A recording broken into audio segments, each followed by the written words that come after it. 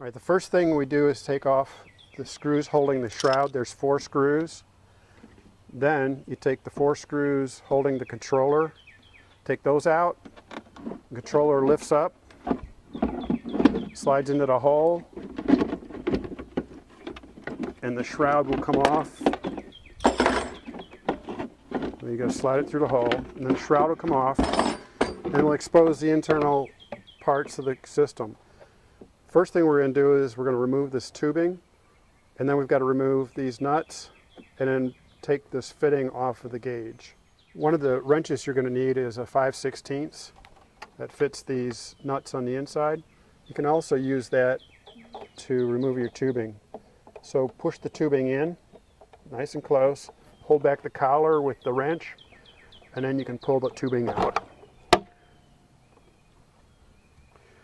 Now it's just a matter of disconnecting the gauge.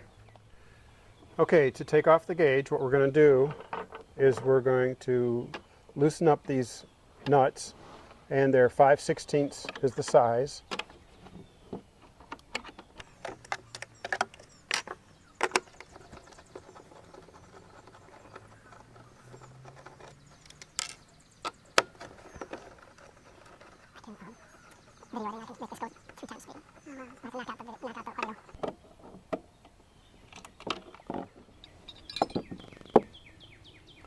You can take a 5/8 wrench and hold back on the gauge. There's a little, it's square down there. 5/8 fits fairly well.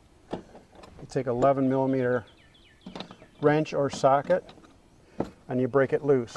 And it's usually on pretty tight.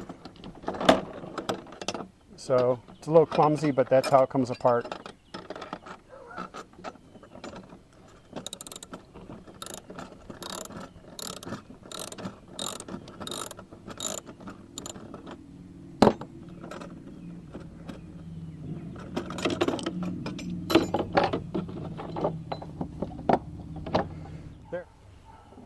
Be sure to keep the fitting.